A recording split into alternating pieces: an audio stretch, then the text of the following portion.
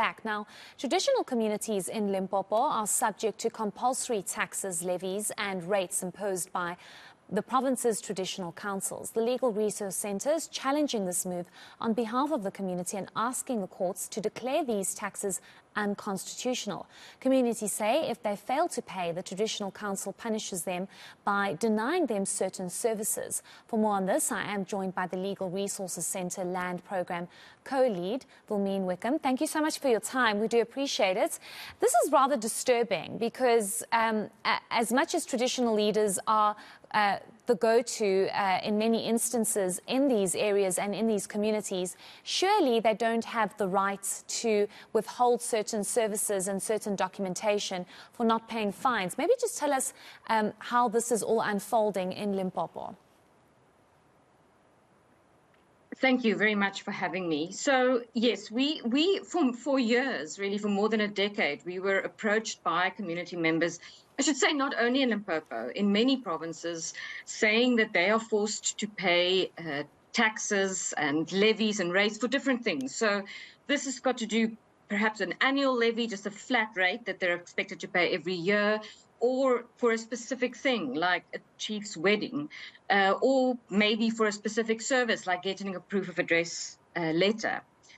The reason why the case went to court in Limpopo is because it's the one province where there is legislation that allows traditional leaders to do this. It is not allowed anywhere else in the country, even though it happens. And so these communities have gone to court to say, well, we cannot be forced to pay what are taxes because the Constitution only allows the government, national, local government, to tax the citizens, and the traditional authorities simply doesn't have that power in terms of the Constitution. And so they're wanting to have it declared unconstitutional. Certainly. Do we know the severity of these taxes that they have to pay? Like, what range are we looking at here? And is the community pushing back because they simply can't afford this, or they just feel that nationally and locally they should be paying taxes and not necessarily to traditional leaders? So part of the problem is that because this is such an ad hoc and kind of under the radar practice, there is a massive range. Community members can be asked to pay anything from 15 Rand to 5,000 Rand for the same thing, for an annual levy or some sort of other levy. So there's absolutely no control over it. The Limpopo government, when it legalized it in the Limpopo legislation, it contemplated that whenever this kind of tax would be levied, that it would be gazetted by the government. And so the idea, we suppose, was that they could have some sort of control over it. But not a single one of these taxes have ever been gazetted. So no one has any control over it. And so, you know, it can be anything. There's absolutely no guideline as to what fees are imposed. And we must remember that most of the communities living in the former Bantustan areas really remain very, very poor.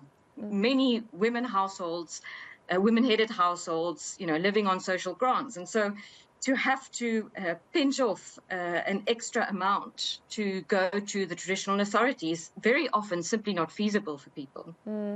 Rather unacceptable, especially if people are not able to afford all of this. How are you, as the Legal Resources Centre, helping these communities? What are you doing? I know you're heading... I know you want to help them in court, but how are you trying to help these communities?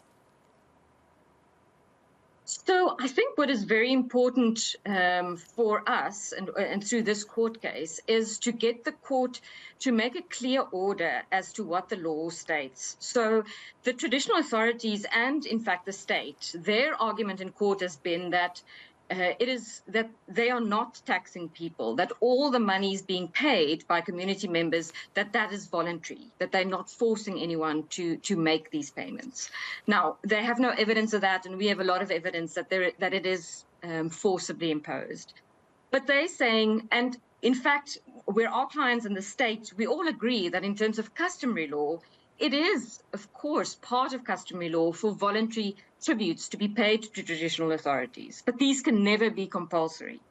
And so it's for us really important to get the court to order that customary law provides for voluntary tributes to traditional authorities, but these cannot be enforced. They cannot be compulsory. And so, if that is clarified, then that will mean that we can not only help the community members in Limpopo, but also in other provinces where we know this is happening, but where it is completely under the radar because it's not even provided for in law. So is the matter in court as we speak? Yeah, it was part heard last week, and the matter that will be further heard on the 26th and 27th of June in the Limpopo High Court, and then we await the judgment. Okay, fantastic. Thank you so much for that clarity and just shining the light on this very important matter. That was Legal Resources Centre Wilmien Wicomb, who's speaking to us about some of the issues there in Limpopo by traditional leaders.